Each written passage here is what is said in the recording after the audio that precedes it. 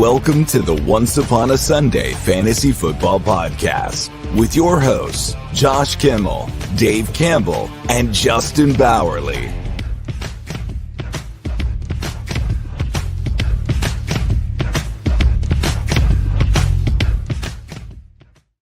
Welcome to Once Upon a Sunday Fantasy Football Podcast. I am Josh Kimmel coming to you live on this beautiful, rainy, droopy, boring, depressing Wednesday. No, I'm just kidding. We're here. It's raining over here. Justin, trust me, it is rainy. Yes, we are here to talk about our fantasy showdown, not the beautiful weather outside. I'm looking right at it, rainstorm. So if I lose internet connection, it's because we got struck by lightning. But that being said, yeah, it happens. Lightning capital of the world, Tampa Bay. Duh, lightning. That's why they named the team that. Hello. Anyway, Justin, we're going to bring you on in here now to talk about the showdown, the week. What's going on, Craig? Thank you for joining us. First one in the chat. You're the best. Man, it's week 15. It's the wild card weekend for your fantasy. If you got the bye, just sit back, relax, get a pina colada. I know it's noon. We could drink at noon, right? We drink on Wednesdays sometimes. We have on the show before. So enjoy the show. We're going to go through some players today. Justin, what's going on, man? It is just cold, kind of gloomy. It's not raining here. So sucks for you, I guess, but it's going to be in the 30s tomorrow morning. I cannot wait. Oh, I cannot wait. I can't shut. Hey, unlike you, I'm excited. You want the cold weather. I want the warmer weather. This is so backwards. We're going ice skating tonight, so on like real ice, like on the real water. Yeah, well, not like on a lake or something, but like. Have you ever done that before? That's one of my dreams. On a lake? Yeah. No. Is that like is that something that only happens in movies? I think maybe like up north where like there's no worry that the ice is gonna break on you, but I'm not far enough north to do that. Stupid question. Okay, we get like, shark attacks, alligator bit Florida man's arm. Do you guys get like dumb Indiana man drowns in ice because he walked on the ice? Like, is that a story ever? Meth lab was found in Walmart bathroom. Oh, that's every day over here, so no big deal. That's like next door neighbors, bro. I don't know who you're talking about. But anyway, all right. I guess no more Indiana versus Florida talk, but we are here to talk about players versus players. We have quarterbacks, receivers, running backs, and of course the boring tight end position. Let's get right into it, Justin. Let's not play around today. Who's our first matchup? Baker Mayfield versus the Los Angeles Chargers, and then Kyler Murray versus the New England Patriots. These are probably going to be an issue for you because you look at it on surface, both dynamic, both in the top 12, I believe, this year. Maybe Kyler's not. Maybe he's just on the outside, but he is up there. It's definitely startable. So, again, Justin, I'm going to start with you. I always start with you first. Who are we starting this week? Baker Mayfield versus the Chargers or Kyler Murray versus the Patriots in your wild card matchup? Who are you putting all the marbles on? This is tough. I want to preface this with Josh picked the matchups this week. I did not pick the matchups. I asked him what he thought, and he did it. So, however, I do have Baker and Kyler in a league. This is a real scenario for me right now. So, I'm looking at this. Kyler is not doing as well as Baker over the last 3 weeks. Baker has put up 52 points over the last 3 weeks, whereas Kyler's put up 48.5. So by not doing as well, like we're talking minimally here. However, Kyler is projected more against New England. He's going up against a team that allows more points to the quarterback position, but he's not playing a team that he's going to have to like really outscore the Patriots. You don't really have to necessarily outscore them to beat them. You could just beat them. Whereas the Chargers have been hot. They've been doing well. They can either have a really big game, which I'm expecting Justin Herbert to actually have a pretty big game this week. Since it's going up against Tampa, they're going to we know Buccaneers games. They have to be high scoring. And that's why I am going to take Baker Mayfield this week over Kyler Murray. So we have some people in the chat. Craig specifically, he has Mayfield versus Herbert, which if that was the showdown, it'd be Herbert for me, no doubt. I agree. Anyone scores a bajillion points against the Buccaneers. But Baker's so good. Like I'll go through it real quick. So Baker is obviously really great this year. He averages 20.9 fantasy points per game. When I woke up this morning, I was feeling pretty dangerous. All right, this is what he does. Baker's just an all-star this year. There's no hate for Baker. No more hate videos, I promise. On the other hand, you have Kyler Murray, who averages 17.8 fantasy points per game, which is 13th best. So it is outside the top 12, but they're playing a much easier defense. The Chargers only allow 16 fantasy points a game to the quarterback position. Are they playing scrubs? Are they playing Aiden O'Connell? Or are they playing just Will Levis every week? No. Here's their last 4 opponents, their last 4 quarterbacks they've played. Mahomes last week, 210 yards, 1 touchdown, no interceptions. Pretty substandard week for Patrick Mahomes. Week before that, Kirk Cousins, 245 yards, 0 touchdowns, 4 interceptions. Shut him down pretty well. We can all agree. Before that, they played Lamar. That Lamar, MVP Lamar, 177 passing yards, 2 touchdowns, 15 rushing yards. That's it, just 15 rushing yards, but he did get a rushing touchdown, so his day was saved. But the one outlier, Joe Burrow himself, 356 yards, 3 touchdowns. So it takes the act of Joe Burrow to actually overcome with Jamar Chase and T. Higgins and all those weapons out there. I don't know if Baker's on the level of these, I'll say 3 out of the 4, because Kirk, I think he's on the level of Kirk. The Chargers will shut down every single quarterback they've played this year. Like, they're pretty good. I'm not going to pick Baker in this situation the first time in a long time, and I'm not hating on Baker. I'm really not. I'm just thinking Kyler Murray. You said he doesn't have to do a lot against the Patriots, and that's true. It really is true.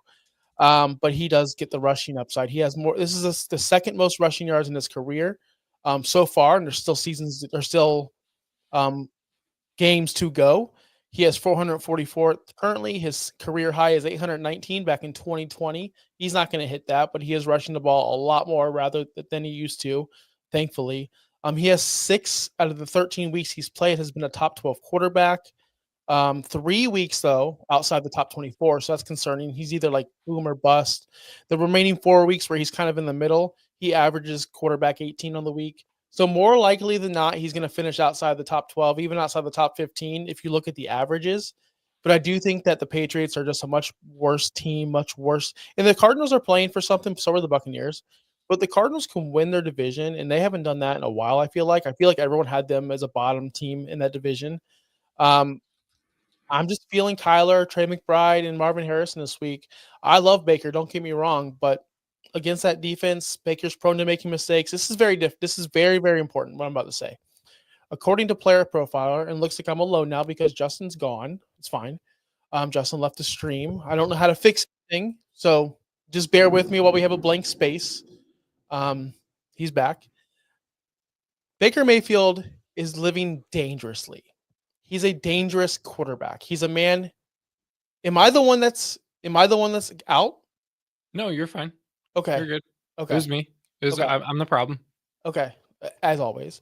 So Baker Mayfield does like to live life on the edge. Therefore, according to Player Profiler, and I'm going to reference him because this is where these numbers are coming from, he has the second most danger throws in the NFL, in the second most interceptable balls in the NFL. He is slinging the ball, but kind of like the Brett Favre, Jameis Winston type way, the ball's just bouncing his way almost every single time. The Chargers do like to turn the ball over. They just picked off Kirk 4 times in a row. Let's see if that happens to Baker this week. Let's just see. I'm just rolling the dice, and I'm going, Baker's going to make more mistakes than Kyler will, and Kyler has that rushing upside. So that's why I'm going Kyler versus the Patriots. Okay. I don't hate it at all. Hey, Cap, we helped you out, I guess. We did it 2 leagues, 2 first-round buys. Thanks for your advice this season. Of course, Cap, thanks for listening. Cap's always there. And Cap's an this OG. week we just be back and relax, or sit back and relax, but I need to flex for next week. McMillan, Freiermuth, Michael Wilson, or Vidal, or Brandon Cook. I don't even know who these people play next week. Really Cap, tune in next week, guys. My internet might go out any second. That lightning just hit in front of my house. Oh, God. But I just want to add on to this. The number one, I had to look it up. I'm like, if Baker's number 2 in danger plays and interceptable passes, who's number 1? Captain Kirk. And the Chargers took advantage of that. According, you can go on player profile right now. Number 1 danger plays, number 1 interceptable passes, Kirk Cousins. And the Chargers ate all that up. So be that as it may. Are you ready for the running back round?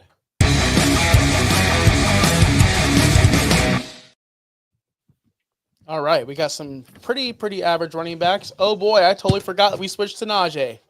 Oh boy. That's what makes this show fun. Why are you giving me that? Why are you giving literally me that? this? Look, literally this right here. You see that? Najee Harris. I wonder who we're going with. I wonder why Najee Harris is on the thumbnail when we specifically spoke about Ramondre Stevenson last night, but it's okay. And then remember when I was like, oh yeah, I originally had Stevenson, but then we're going to have 2 New England guys. And you were like, oh yeah. And I was like, probably should go Najee and Pacheco. And you were like, yep.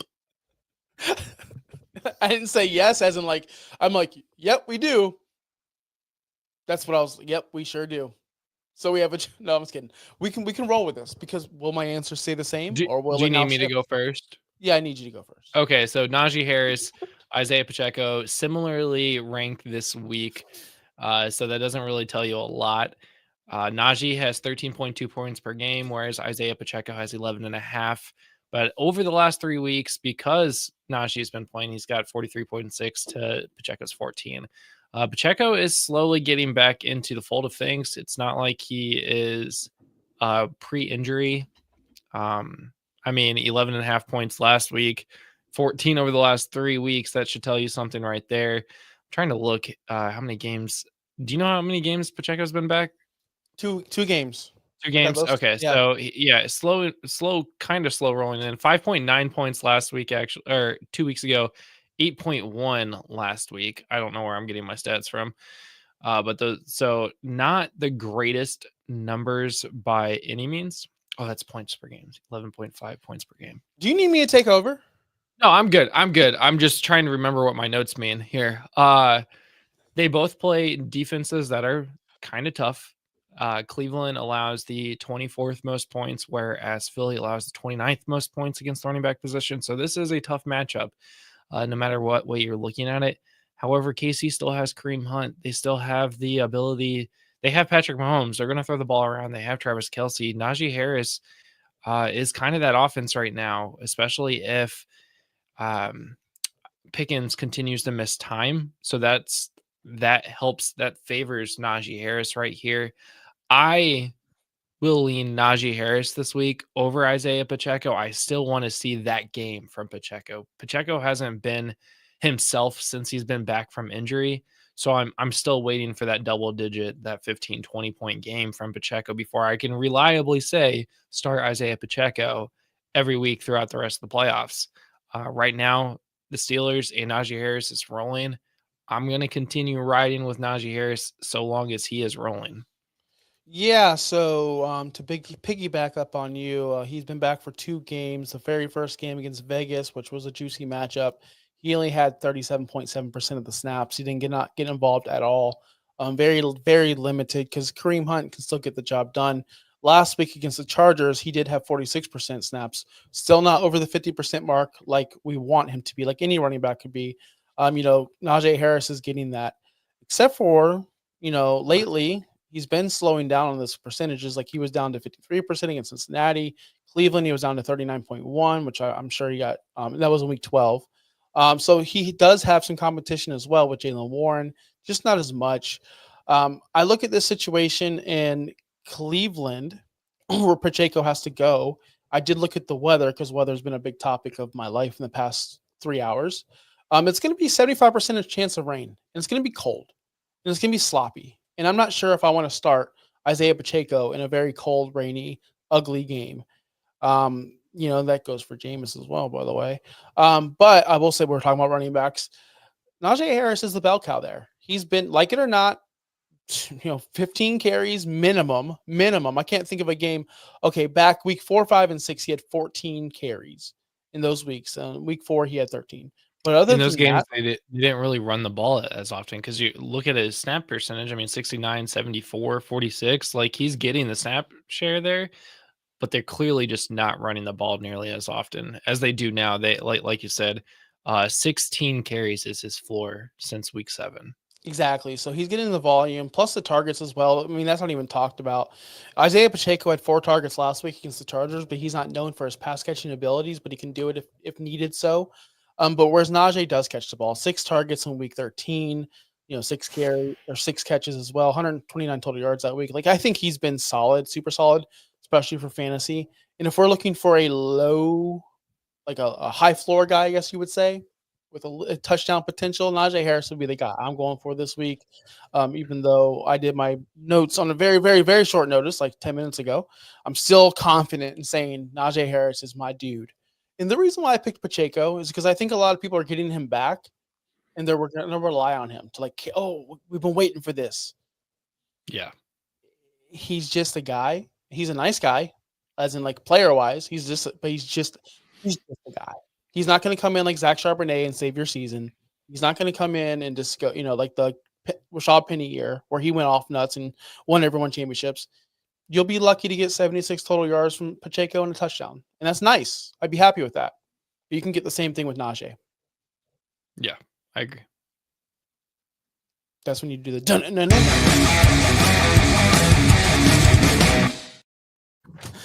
Oh, I'm glad some people enjoy the show. Thanks, Craig. That's the best. I will say this. The best comments we get, like, yes, the start sits questions are great. I need advice on this trade or what should I do? Those are all great. Like, we appreciate those. But just you guys are a fun show. That's what we aim for.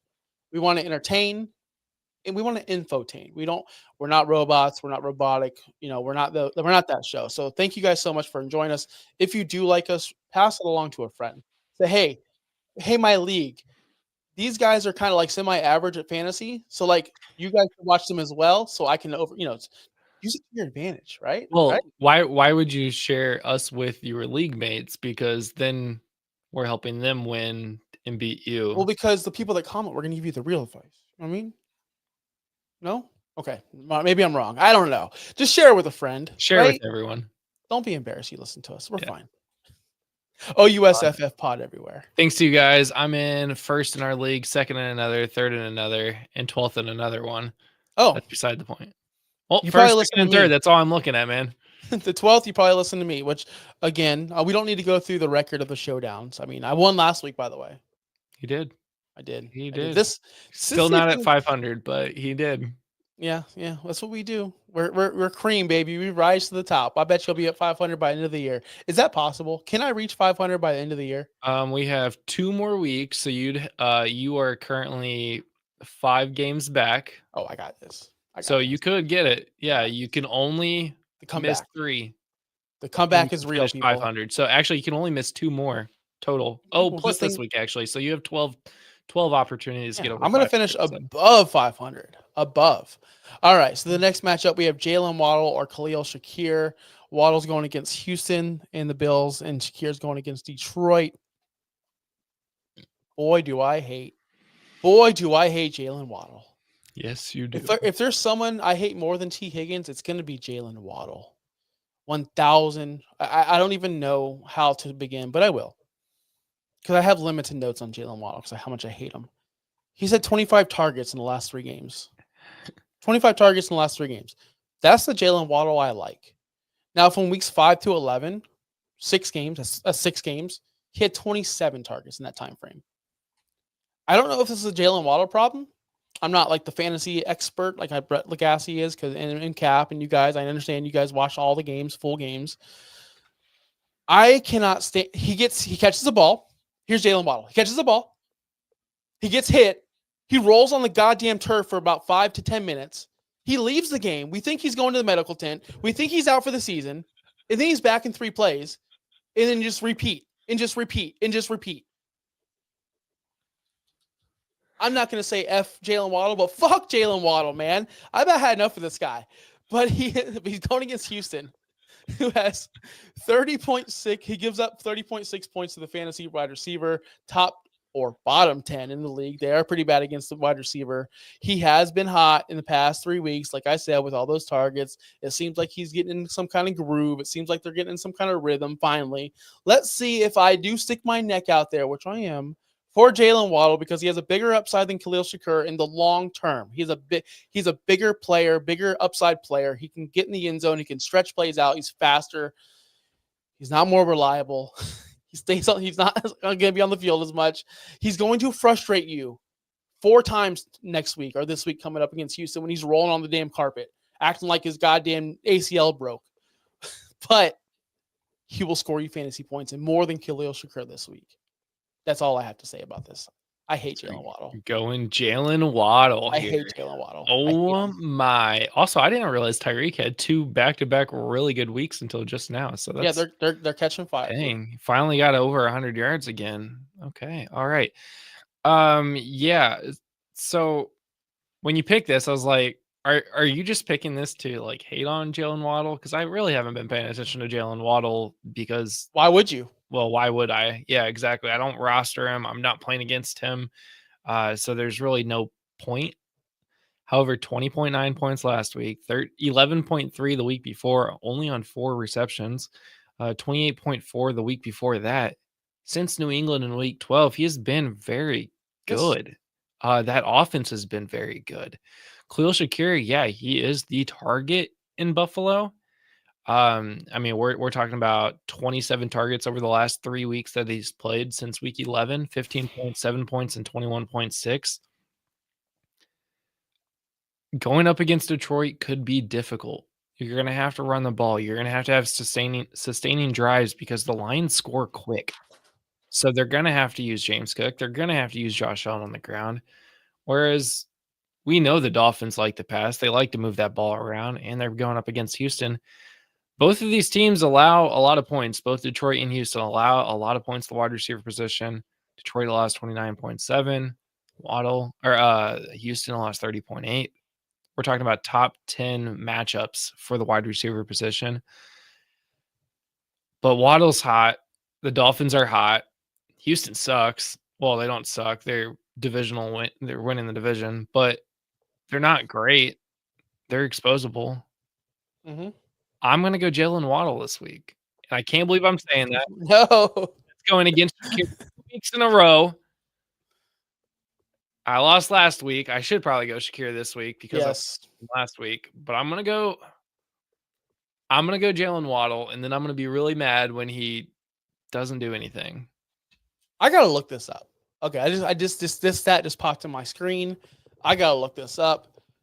Have you ever heard of a wide receiver playing a full game, scoring 19.2 fantasy points or 11 fantasy points, and having negative air yards? 2 weeks, Khalil Shakir, week 3 against Jacksonville, had -4 air yards, but had 72 receiving yards. And then week 9 against Miami, he had -4 air yards, but he had 50 total yards. How is this possible? How is this possible? Player profiler, are you real life? Are you faking me out right now? Is this a stat correction that is wrong? I could. Well, week 8 against Seattle, he had 14 air yards, and he had 107 total yards. What the hell's going on? Short screens, I guess. That's if he can do that without the air yardage. I mean, that's on in fantasy. Just to let everyone know that's watching. Air yards used to be like 4 years ago, like number one. He's got 64.2 air yards per game. Like that used to be a huge stat because air yards equal opportunity. Opportunity equals points. Points equals you wins. Right? That's what it is.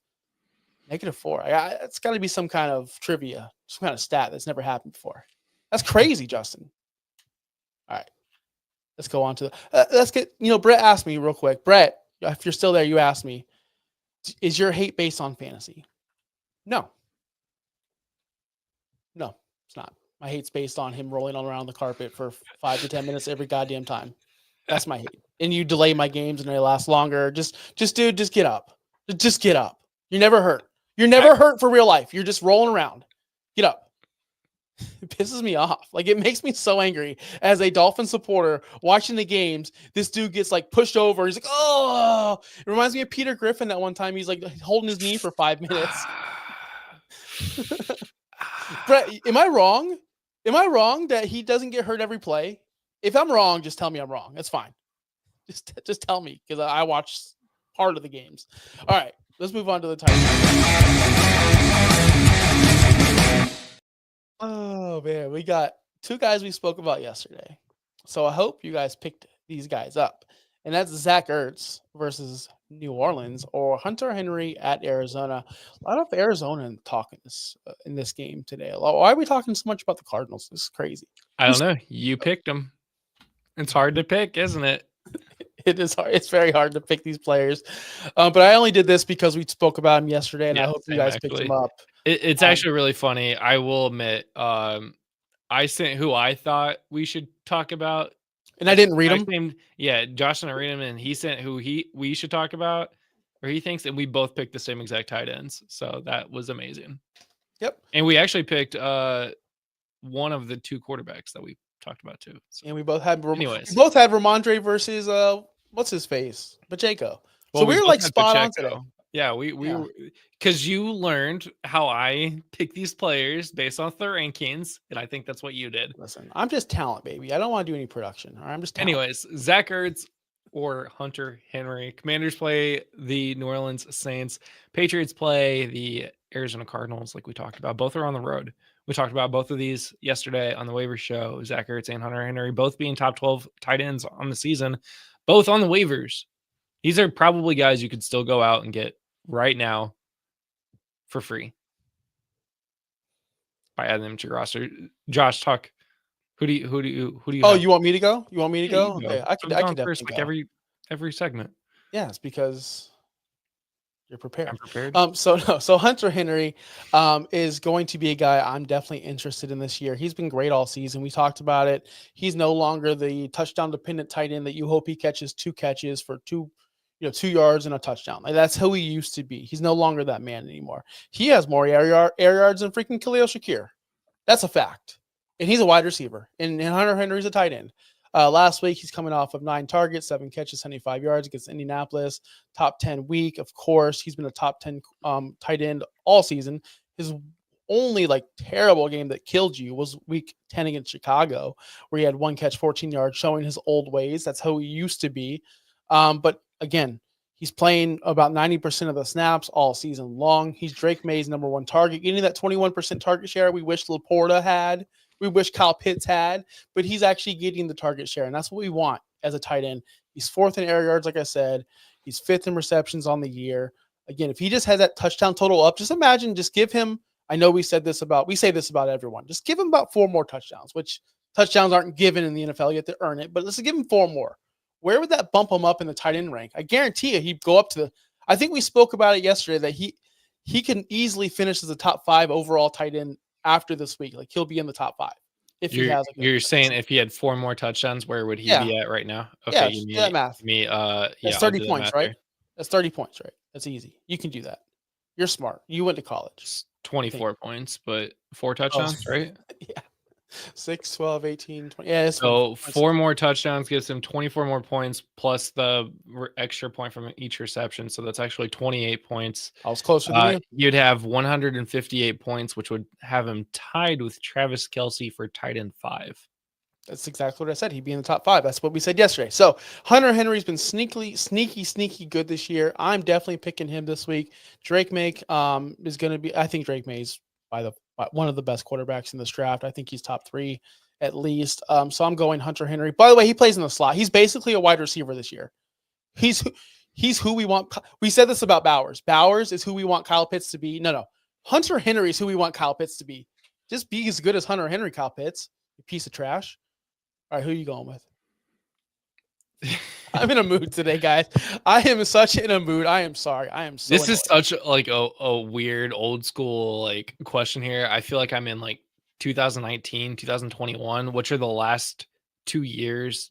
Actually, it's the only 2 years that these 2 players finished in the top 10 at the tight end position. Crazy enough.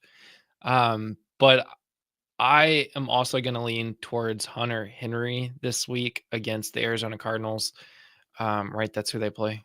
Yep. Okay. Yeah. Sorry, I was looking at a different screen. Hunter Henry's just been good. Like you said, he's not touchdown dependent. He plays more in that wide receiver position because Austin Hooper actually plays in that tight end position more than Hunter Henry does.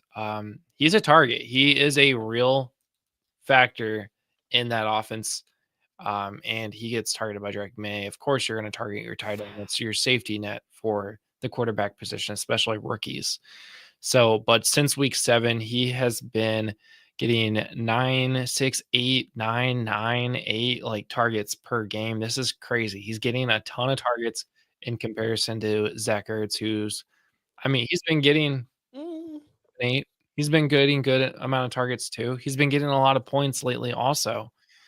But the Patriots don't have Terry McLaurin, who's also like a top 5 wide receiver this year. Crazy enough. This one's very close, in my opinion. There is no wrong answer here. I think you can probably select either one of these and be just fine. But I'm going to go Hunter Henry this week. So you know who has more snaps in the slot than Hunter Henry? Who? Zach Ertz. I'm just, yeah, they're both playing phenomenal this year. Earlier in the year, people were telling me to grab Zach Ertz, and we were looking at the numbers going, man, like Zach Ertz, like, is this real life? There's no way Zach Ertz is still relevant. There ain't no way. And then I looked, I'm like, wait a minute, Zach Ertz is freaking awesome. Yeah, he needs to be on all my fantasy teams. It does help that he scored 3 touchdowns in the past 3 weeks, 1 each.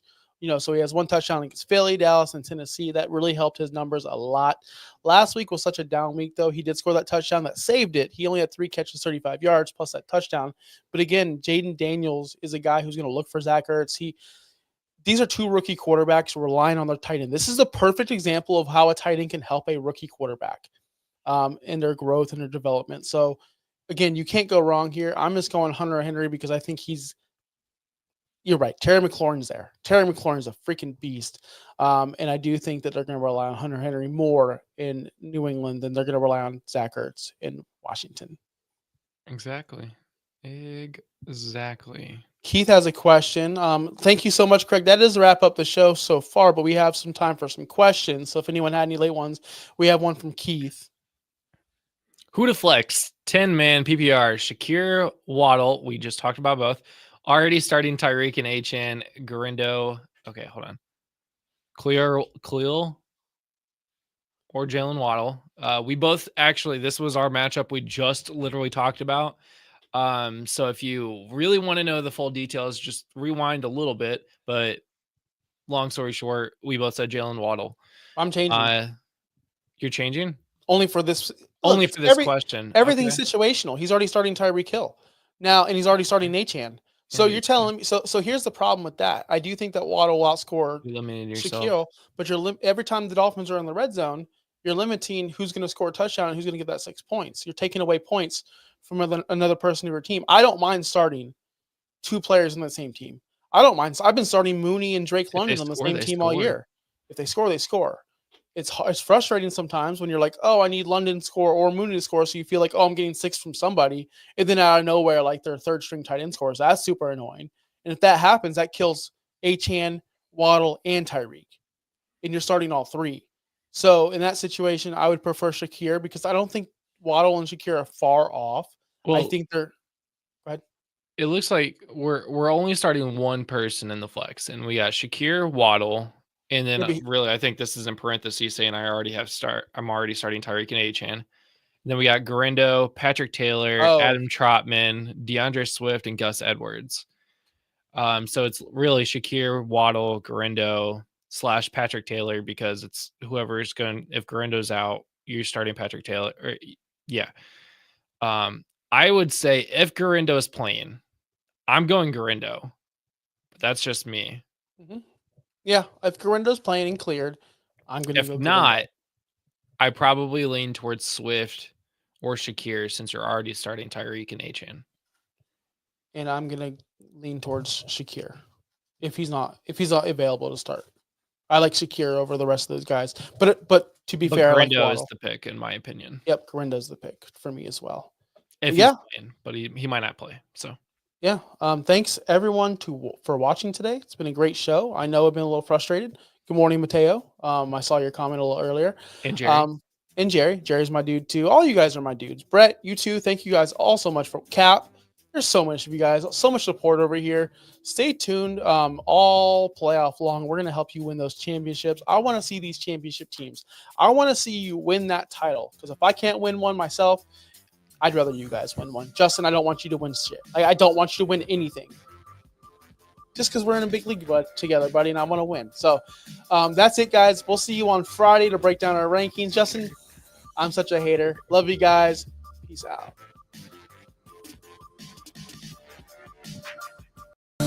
Thanks for listening. Be sure to like and subscribe wherever you watch or listen to podcasts. Follow on X and Instagram at OUSFFPOD. We'll be back next week for more ways to win your league.